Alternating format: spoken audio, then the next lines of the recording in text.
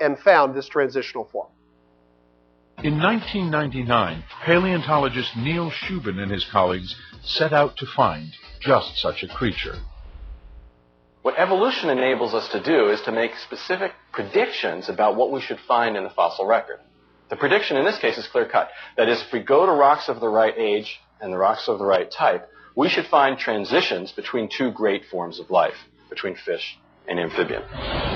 Armed with this prediction, Shubin and his colleagues organized an expedition to one of the most desolate places on Earth, the Canadian Arctic, about 500 miles from the North Pole, where rocks of just the right age are exposed.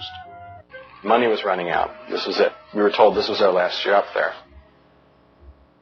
And then in 2004, in the third day of the season, a colleague of mine was removing rock and discovered a little snout sticking out the side of the cliff, just exactly like this.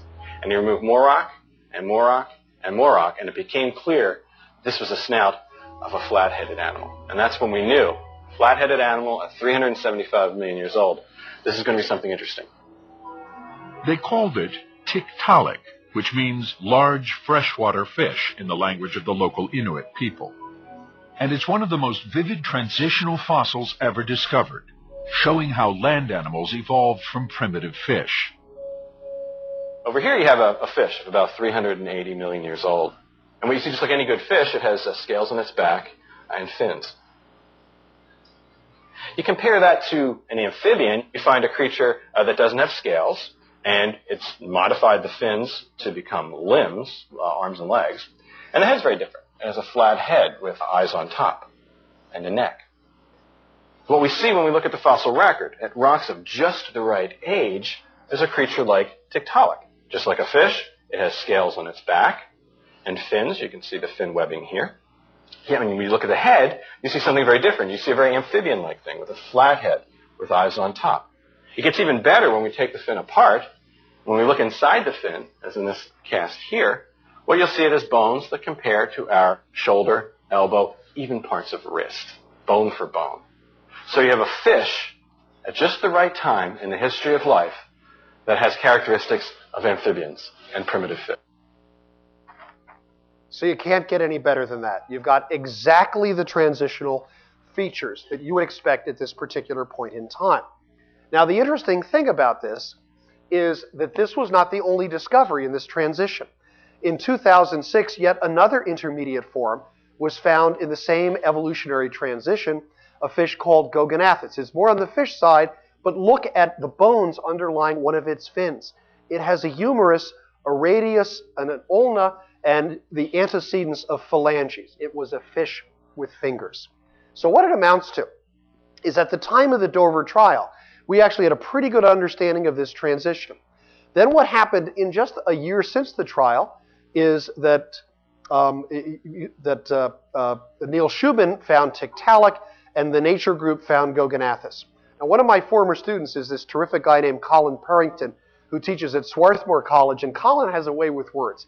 He should be writing advertising slogans. And he told me once, Ken, the next time you get involved in an argument with creationists or intelligent design people, don't show a lot of slides, don't use a lot of big words, don't go on and on, end it with one sentence. And this was the sentence that he suggested, which is, we have the fossils, we win.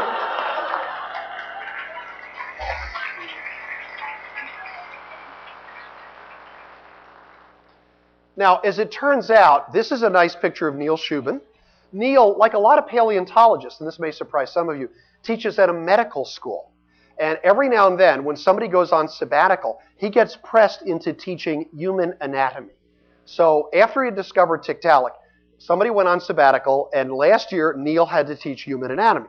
And it struck him, he wrote, that the more he taught about human anatomy, the more he thought about the modifications of the vertebrate skeleton that we see in fish becoming amphibians.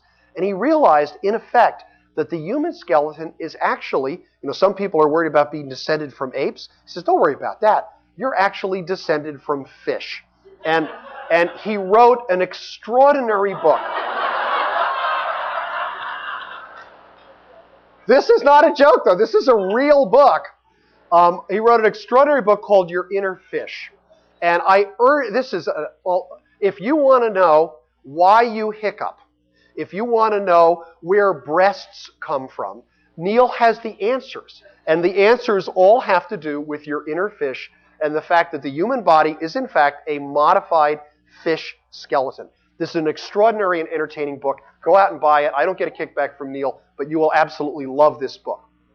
Now,